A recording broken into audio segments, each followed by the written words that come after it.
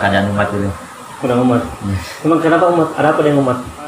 Sebelum jauh berbicara tentang umat, kamu tahu pengalaman dakwanya Ban Najihan? Najihan? Siapa nama lengkapnya? Ahmad Najihan Hikam Hashim. Apa artinya itu? Ahmad kan asal nama Rasulullah yang terkenal di langit. Oh iya. Sedangkan Najihan itu artinya kesuksesan. Kesuksesan. Di kami hikmah.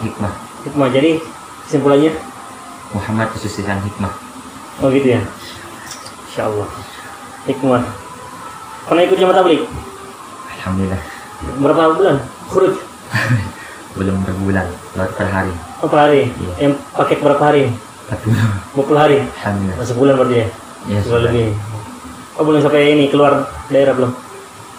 Cuman sampai keluar tetangga. Malaysia? Sumbawa. Oh, Sumbawa. Amirnya siapa? Amir saya namanya Ustaz Kusmiadi.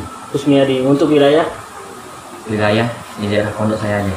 Oh gitu. Karena yang waktu huruf itu hanya santri saja, sama dibimbing sama 2 ustadz. Oh gitu. 15 jamaah ada 2 ustadz. Oh, belum pernah ketemu Amir yang Amir di Indonesia? Kalau di Indonesia cuma sekali. Sekali. 3 hari waktu di markas Lombok. Gimana sih sistemnya itu? Sistem polanya di jamaah tabligh itu? Sampai bisa keluar ke Pakistan, ke India misalnya. Kalau itu sistemnya cukup, yang pertama pasti hadirkan niat dulu ya. Niat. Jika ada keinginan untuk benar-benar untuk terjun ke umat, insya Allah pasti Allah bantu. Karena kata kawan saya waktu huruf, jadi kalau antum benar-benar niat untuk menyebarkan agama Allah itu, insya Allah pasti Allah bantu. Karena kalau turunnya azzukum, jika kita ingat Allah pasti Allah juga akan ingat kita. Uruj. Itu kita ada jenjang-jenjang gitu. Misalkan untuk pemula itu khurujnya untuk daerah sini dulu, daerah kota. Ya ada. Jika memang benar-benar niatnya kuat, benar-benar siap mental, langsung ajak ke daerah pun bisa. Tapi jika masih baru-baru ingin belajar, tidak apa-apa untuk dalam daerah saja, untuk di kampung-kampung daerah pulau dia saja bisa. Kemarin tempat mahal. Ya. Kemarin khuruj di mana? Kemarin di Sumbawa, daerah Lunyuk. Sumbawa. 40 hari. Tinggal di ada pondok pesantren sana, kami dikasih tempat, alhamdulillah cukup nyaman. Bukan di masjid, bukan? Kalau di masjidnya itu cuman waktu hari-hari terakhir aja. Karena di masjidnya ini karena agak gimana ya, kan karena tempatnya agak dingin gitu, jadi karena akhirnya ada saudara muslim kita yang ingin mengikram bahasanya gitu, memuliakan, akhirnya kita diajak untuk tinggal di tempat beliau. Ada tantangan semenjak 40 hari khuruj itu? Sempat ada, mulai dari omongan warga tentang kami gitu, sampai tentang masalah-masalah perbuatan, sampai pernah ketika mengadakan taklim pagi itu ada satu anak-anak lempari dengan pakai batu. Pernah itu sekali sama seumur hidup pengalaman, cuma itu doang pengalaman. Anak-anak itu? Anak-anak saja. Islam. Kok bisa? Ya, namanya juga anak-anak satu. Maksudnya di pikiran mereka itu kelompok tabligh ini apa gitu? Di pikiran kira-kira di benak masyarakat di sana tuh, pikiran tabligh itu apa? Pikirannya orang alam juga sih, kan kita niatnya kan hanya untuk syiarkan agama kan, tapi Allah alam hanya mungkin itu husnuzon saja, mungkin itu Allah berikan cobaan sebagaimana ingin melihat istiqomahan kita dalam menyampaikan agamanya, mungkin itu satu cobaan juga. Nggak pernah diusir-usir sama warga nggak? Kalau sampai diusir sih belum pernah ngalamin. Alhamdulillah belum pernah. Di tempat saya itu biasa itu ada kejadian itu. Jamaah tabligh sampai diusir di masjid. Tapi ya mungkin masyarakatnya beda kali. Tentang belum pernah masuk ke pedalaman. Kalau pedalaman sih belum, cuma sekali aja. Sekali waktu sama 3 hari. Pengalaman waktu dakwah itu apa kira-kira yang bisa dipetik dari situ? Pengalamannya, masya Allah cukup mengesankan bahasa pengalamannya. Pertama itu yang dari segi kita bisa saling menyambung hati dari hati ke hati itu kan dengan orang-orang yang belum kita kenal. Oh iya. Bisa mengenal lagi, oh ini kita punya sahabat muslim di sini yang seperti ini gitu pengalamannya. Dan juga kita juga bisa tahu kalau ternyata di sini bisa mengetahui yang orang-orang di sini seperti ini, yang orang-orang beda wataknya seperti apa di sini sebenarnya. Jadi kita mengambil pelajarannya lagi supaya kita nanti ketika bertemu dengan seperti itu lagi kan kita sudah tahu teknik-teknik untuk mendekatinya. Mendekatinya. Ya, seperti mesti praktek langsung ini belajar psikis manusia juga ya. Ya, langsung gitu. Kejiwaan manusia seperti ini. Iya. Biasa dong. Oke. Kalau untuk berdakwah seperti itu kan yang menarik saya lihat itu dari kelompok tabligh ini, jamaah tabligh ini yang menarik dakwah menjemput bola itu door to door atau masih terjun ke lapangan. Biasanya kita lihat kan dakwah itu kalau bukan di mimbar ya mungkin di udah ada acara-acara gitu kan, acara tabligh akbar misalkan kumpulin manusia situ kan diangkat sama pemerintah, terus di masjid-masjid ini. Jadi serasa yang unik itu memang menarik itu jamaah tabligh ini. Sampai preman pun langsung didatang gitu. Banyak jamaah tabligh saya bertato gitu kan. Ya. Katanya obat gitu kan. Didatangin sama jamaah tabligh langsung didatang. Nah ini orang-orang sebagian besar kita bilang dakwahnya sudah di masjid. Yang menjemput orang-orang yang seperti tadi saya sebutkan itu nggak ada yang menjemput itu. Nah ini menarik dari tabligh itu ya, walaupun resikonya juga pasti besar kan. Iya, besar emang. Orang lagi asik-asik minum atau diceramain gimana gitu langsung emosi. Ya. Kalau ini Pak, pandangan pendajian apa ya kami? Gimana enaknya mana? Pendajian ini pandangannya tentang dakwah sekarang apalagi di masa pandemi gimana? Pandangan saya tentang dakwah sendiri ini masih belum saya perhatikan jelas kan karena masih di pondok juga ini kan. Iya. Ya, jadi sepengetahuan saya sendiri kalau pandangan saya tentang ini sekarang mungkin sudah kalau dari pandangan jamaahnya mungkin mereka sudah benar-benar ingin terus karena apalagi sekarang kemerosotan umat sudah makin menipis kan saja. Iya, apalagi sekarang ini lagi masa pandemi kan? Ya. Pandemi artinya jamaah tabligh kan ngumpul kemana-mana. Ini sekarang kayak SBB ya, atau lockdown misalkan. Ya karena itu karena masa pandemi akhirnya kita mau nggak mau seperti kemarin sampai sekarang pun di markas di daerah saya itu pun masih dibatasi orang-orangnya karena dan sekarang pun masalah tentang jamaah mulai kalau untuk luar daerah sudah tidak ada lagi untuk sementara ini masih dalam daerah saya juga. Oh pengaruh juga ya? Ya pengaruh juga. Sebenarnya pandemi ini juga sebenarnya pertama dengan adanya pandemi ini masjid bisa ditutup. Iya. Iya kan? Iya benar. Maksudnya pemerintah punya kebijakan untuk menutup masjid, ya kan? Pas pandemi ini. Tapi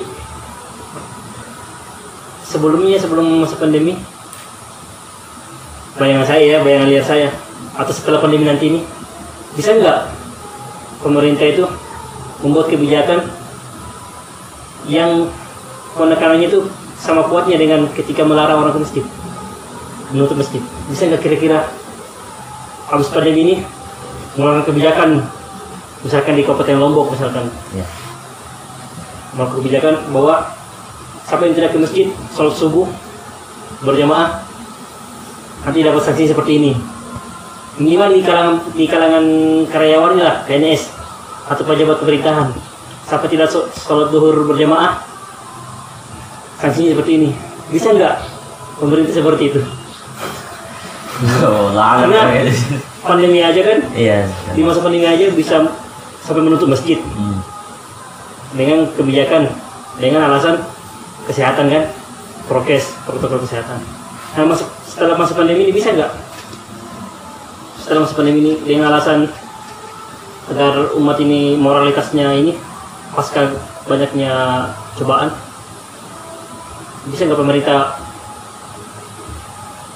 menggenjot minimal di kalangan orang pemerintahan sendiri, orang pemerintahannya yang kerja di pemerintahan, PNS atau apa gitu, jadi mengeluarkan ultimatum bahwa ketika nanti tidak sholat duhur berjamaah itu sanksinya seperti ini. Gimana ya?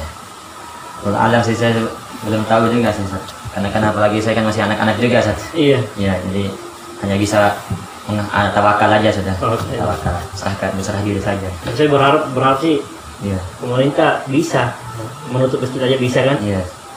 Jadi dakwah di masa pandemi, kembali kepada dakwah. Dakwah di masa pandemi ini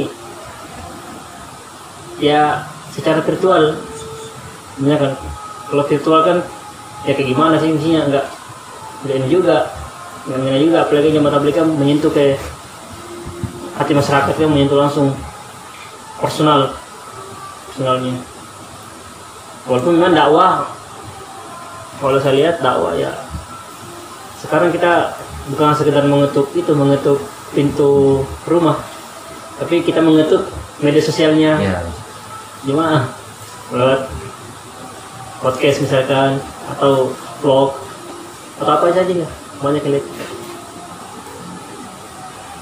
Harapannya buat ini, buat dakwah milenial. Kalau harapan saya sih semoga ini para calon-calon mubalik ini saja bisa terus berjuang untuk menegakkan agamanya, meskipun tidak bisa langsung, paling tidak bisa lewat apalagi kayak media sosial kayak TikTok sekarang, Sat, kan? Iya. TikTok terus apalagi itu aplikasi anak-anak muda sekarang kan bisa. TikTok bisa pakai dakwah? Insyaallah jika niat insyaallah bisa. Tapi di TikTok kan banyak apa ya? Katanya sih. Katanya. Dan saya juga pernah lihat sepintas. Banyak yang ini kan aplikasi joget kan? Iya, TikTok. Oh, bisa pakai dakwah? Bisa insyaallah bisa. Oh, ini cara ini ya, dakwah, pendekatan dakwah milenial ya? Ya kan, supaya kan sekarang yang pada zaman sekarang ini kan yang terpengaruh dengan dunia ini kan hanya anak mudanya saja kan. Iya. Akhirnya banyak anak muda jika dari ibaratkan kita menanam pohon, kalau dari akarnya belum dijaga kan pasti pohonnya tidak akan sehat gitu kan. Iya. Seperti itu dari anak mudanya ini kita sehatkan, kita kasih pupuk dari kayak TikTok ini kan kita manfaatkan meskipun dunia, tapi seandainya itu belum ke akhirat insyaallah Bisa ini. bisa insyaallah. Apalagi kan Bang Najian kan masih kalangan milenial kan? Yes. Jadi sasaran dakwahnya kalau bisa milenial. Tentunya kita harus tahu dulu hobinya milenial ini apa. Ya, benar ya. Iya. Kalau kita langsung memangkas hobinya mereka tanpa ada solusi alternatif, Iya. malah benci kan jadinya. Iya benar. Jadi kita masuk ke dunia mereka, terus kita kasih alternatif hobi lain. Insya Allah. Sekarang udah jus, kadang hafal juga. Alhamdulillah. Hafal jus berapa sekarang? Sekarang sudah yang keseluruhannya, Sat. Keseluruhan dari belakang depan.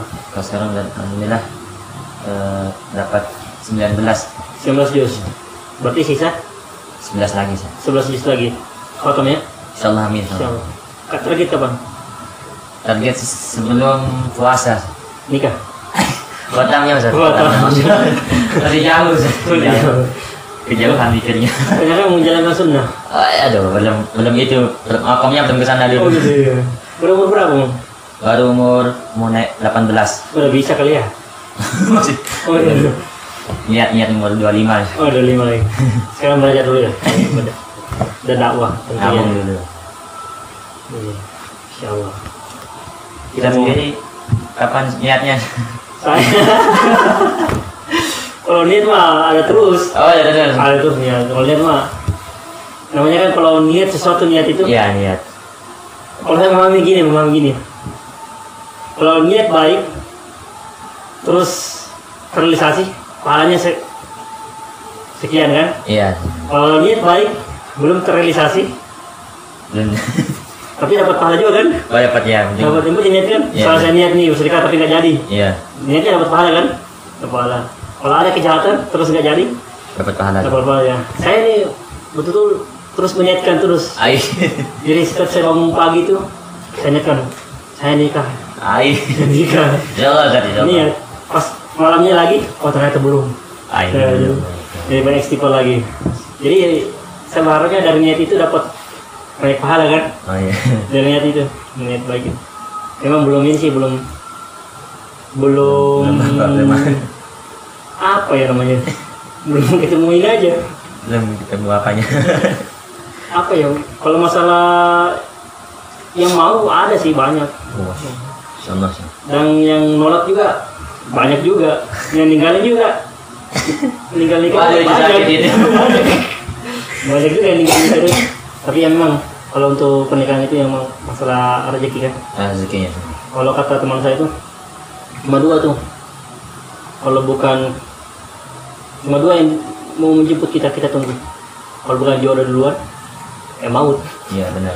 Yang gitu. Kalau memang kita ditakdirkan di dunia ini memang nggak nikah, ya mau dipaksain juga itu nggak bakal nikah kan sampai mati kan. Mau nggak mau nikah sama kematian saja. Ini kematian nikah dan ini. Makanya kita dibanding nunggu jodoh dan terlena untuk mencari. Jadi fokus kita untuk mencari ilmu habis gara-gara mencari jodoh, mencari ini pasangan, menseleksi pasangan. Kalau memang udah waktunya ya Paslah pertemukan saja. pasti harus pertemukan. Iya. Bagaimanapun caranya dan bagaimana. Kalau belum ya gimana. Itu yang saya sering bilang ke teman-teman kan. Kalau itu habis waktu kita. Kalau kita deketin perempuan terus PDKT nggak jadi lagi, tinggal nikah kan. Terus deketin perempuan nggak jadi lagi, habis. Jadi potensi kita untuk mencari ilmu, untuk berdakwah, untuk membuat hal-hal yang produktif habis gara-gara mencari perempuan. Kalau kan kalau kita flashback ke belakang kan, Nabi Adam kan nggak mencari kan, Iya. ya sekedar ada perasaan yang ingin gitu, tapi tetap beliau melakukan rutinitasnya kan. Nah tiba-tiba langsung di waktu tidur tiba-tiba langsung kaget nih, kok Ada itunya. iya ada perempuan di samping saya gini. Artinya itu perempuan pasangan itu pemberian kan, Iya pemberian. langsung tiba-tiba. Nggak ada juga nggak mencari ke gimana, tiba-tiba ada. Rasulullah juga kan gitu, nggak mencari gitu kan. Tiba-tiba rezekinya memang pada orang yang beliau kerja sama Siti Khadijah kan. Iya.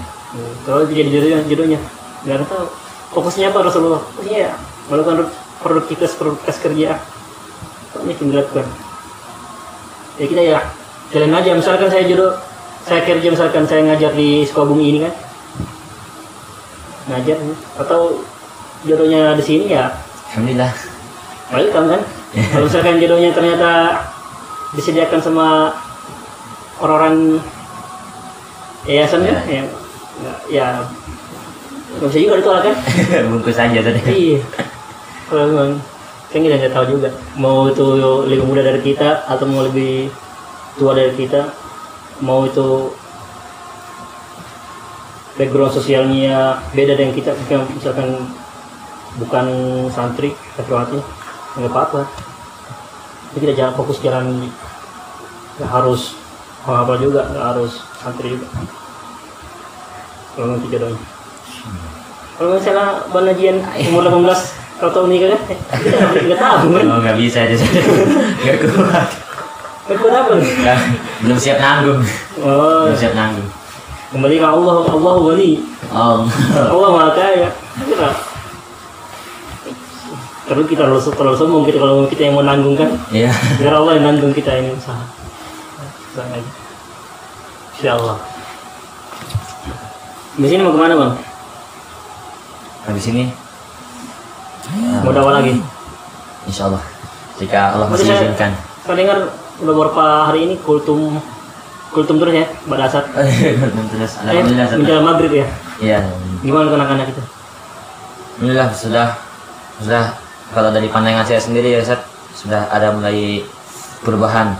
Iya. Yang dari sebelumnya mereka kan misalkan dari pandangan kecil saja, misalkan dari yang ke lebih tua, sekarang udah mulai agak gimana, sudah adabnya mulai agak timbul di hati mereka seperti itu. Jadi memang perlu anak-anak itu perlu disentuh itu ceramahnya. Nah, saya ininya tuh untuk show up itu tampil di depan itu agak kurang kalau mau tampil. Saya lebih suka itu personal gitu. Iya. Jadi harus ada yang utama itu masalah adab kan lebih utama dari ilmu kan. Kata sebuah itu kata ulama itu Ibnu Sirin, saya lebih menyukai adab orang itu beradab dibanding dia menuntut banyak ilmu tapi nggak ada adab. Iya. Kalau yang pernah saya baca. Kan ulama terdahulu kata sebelum mempelajari ilmu pasti mempelajari adab dulu. Adab juga, iya.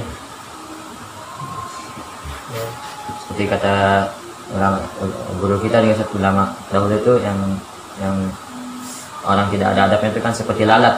Kan lalat kalau anak kan di atas Al-Quran pun masih diinjak, kepala ulama kan yang lebih Masya Allah itu kan diinjak juga. Gitu. Jadi gitu. Yang nggak ada adabnya itu sama seperti lalat jadinya, nggak ada bedanya. Jadi memang tuh orang berilmu belum tentu beradab. Iya benar. Orang beradab pasti dari ilmu. Iya pasti. Pasti dari ilmu. Nah, ilmunya apa? Adab itu ilmunya. Adab kan ilmu adab. Benar saja. Tapi ilmu yang langsung praktek tuh. Kalau ada perubahan anak-anak ini. Alhamdulillah saja. Iya benar. Lulusan tuh tuh. Insyaallah. Semoga Allah istiqomahkan insyaallah. Iya. Apa aja kalau santai gitu apa gimana? Iya.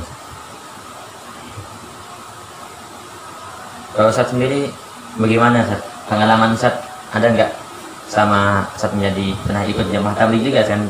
Saya dengar Ustaz gitu. Dapat nguping-nguping aja. Gimana Ustaz gitu? Menurut dari Ustaz awal mengenalnya dari sampai awal kenal saya itu dengan dunia itu jamaah tabligh itu. Yes.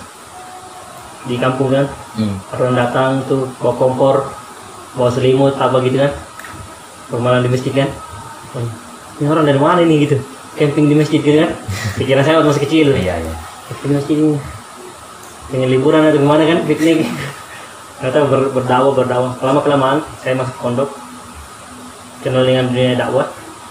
Oh ini kalau menurut saya ini nggak dakwah ini kan, dakwah sejatinya dakwah kan, mengajak, bukan kajian. Jadi mengajak jadi mereka menjemput saya kagum situ, mereka berani, mereka ini nggak harus tunggu ilmu banyak baru berdakwah, banyak yang gitu kan, harus mengumpulkan ilmu dulu. Dakwah kan ngajak, kalau mau itu baik kita ajak, minimal sholat itu paling ditekankan di tabligh kita, minimal sholat, utamanya sholat itu yang paling ini. Jadi bukan ngajak ilmu lomba enggak. Jadi mereka juga tuh latar belakang mereka tuh berbeda-beda latar belakang. Jadi ada yang pengusaha, ada yang pejabat misalkan pemerintahan, ada yang preman, ada ini. Artinya kan latar belakang keilmuannya mereka tuh kan pasti beda-beda juga kan, ilmu agama khususnya. Tapi satu yang ditekankan, sholatnya, mengajak mereka sholat itu paling ini. Karena as-sholatu imaduddin. Sholat itu tiangnya agama. Kalau siapa yang tidak menegakkan sholat, artinya mereka meruntuhkan agama. Nah, ini yang dijaga jamaah tabligh. Yang saya lihat, bagaimana itu tiang itu nggak runtuh, nggak roboh, ya kan? Terima kasih bang. Jadi tiang itu nggak roboh, itu yang dijaga. Kalau jamaah tabligh ibaratnya dia menjaga tiang itu nggak roboh, yang mengisi kajian-kajian di masjid itu selain jamaah tabligh misalkan. Nah itu yang memperindah isinya dalamnya, memperindah bangunan itu, memperindah dengan kajian-kajian yang udah jamaah tabligh bawa masuk orang yang belum sholat, orang yang sudah sholat, baru diajarin ini, diajarin kajian. Jadi masing-masing ada ininya. Saya lihat ada sinergi di teman ustaz-ustaz teman-teman kita ustadz-ustadz yang lain isi kajian di masjid, jemaah tabligh yang jemput bola biar mereka masuk masjid. Masya Allah itu yang ketika pernah ikut di atau jadi relawan juga tuh di Palu waktu gempa kan ketemu banyak jemaah tabligh itu di Sulawesi Tengah itu respon masyarakat sana tuh bagus untuk jemaah tabligh bukan difasilitasi di ini disambut baik lah ininya entahlah kalau di daerah-daerah lain memang masih banyak yang masih ada mungkin yang memandang sebelah mata jemaah tabligh tapi kalau saya lihat semangat itu ada di jemaah tabligh semangat menegakkan Islam itu ada di jemaah tabligh itu saya alami semangat itu tanpa melihat di jemaah tabligh kan banyak itu latar belakang ada NU, ada Muhammadiyah, ada ini tanpa melihat latar belakang organisasi mereka jemaah tabligh itu ayolah kamu NU ayo kita tabligh kita sampaikan kita ajak orang sholat kamu Muhammadiyah ayo kita ajak ya, yang penting niat dan niat tekad jadi semangat itu yang harus ada jadi bukan terkotak-kotakan lagi ini organisasi kalau ikut di jemaah tabligh ini dari usia berapa Ustaz kalau boleh tahu? Dulu di seberapa saya lupa sih. Udah tua juga saya. Udah lupa saya usia berapa itu. Udah sih. Tapi nggak sampai jauh-jauh banget gitu. Sekedar pengen tahu kegiatan itu. Saya pernah ikut jemaah tabligh, terus pernah ikut di Muhammadiyah juga. Lama saya juga di Yayasan Muhammadiyah kan kerja di situ. Terus bukan pernah memang secara kultur Nahdien kan emang gitu. Terus banyak teman-teman juga dari banyak macam. Menurut saya memandang ya adanya semua ini harusnya memperkaya Islam gitu, kekuatan dan keindahan Islam. Kekuatan itu misalnya kita lihat dari ketegasannya jemaah tabligh dalam berdakwah kan, ketegasannya misalkan kalau saya dulu kenal mungkin sekarang udah dibuatkan FPI. FPI. Saya dulu kagum FPI, ketegasannya mereka dalam berdakwah. Terus keindahannya NU misalkan dalam menyampaikan ini, dalam mengisi kajian, keindahannya Muhammadiyah, cara berpikir jauh ke depan, visionernya Muhammadiyah bagaimana memandang pendidikan dan ekonomi misalkan, caranya NU dalam bersosialisasi ke masyarakat, masyarakat ini secara luas di Indonesia khususnya kan budaya dan sebagainya. Itu harusnya jadi kekuatan perpaduan kekuatan dan keindahan Islam. Ya, bukan di saling bentur-benturkan. Keindahan, kekuatan dan keindahan. Dan itu dimiliki di Indonesia. Semua itu. Indonesia punya ini. Kalau di negara-negara lain, kalau udah berbeda ini sedikit, bisa tegang, bisa panas. Kalau kita ini, kadang ada perbedaan ini kan, tapi nggak sampai tegang bagaimana. Paling untuk mengisi ruang diskursus dialektika. Ini. Jadi Indonesia tuh, Islam di Indonesia tuh keren gitu. Unik. Tidak hanya alamnya yang unik, tapi orangnya juga, Masya Allah. Dan nggak ada sampai kita berpecah, enggak. Insya Allah enggak. Kalau kita masih berpegang teguh sama adab kita kepada sesama Muslim. Kalaupun dia bukan Muslim, kita perhatikan adab kita sesama manusia, sesama bangsa dulu kan. Misalkan sesama Muslim, adab saya perhatikan sesama Muslim. Terus kalau bukan dia Muslim, dia non Muslim, saya lihat lagi dia satu bangsa sama saya, sama-sama Indonesia. Saya perhatikan adab itu. Terus kalau dia bukan orang Indonesia, bukan Muslim juga, saya lihat adab saya sama manusia. Kalaupun dia bukan manusia, saya perhatikan adab saya sama makhluk hidup yang diciptakan sama Khalik kan. Ya itu aja sebenarnya kita simpelnya. Jadi nggak sampai kita berantem kan. Berbeda. Indah aja. Billahi fisabilil haq fastabiqul khairat. Wassalamualaikum warahmatullahi wabarakatuh. Waalaikumsalam.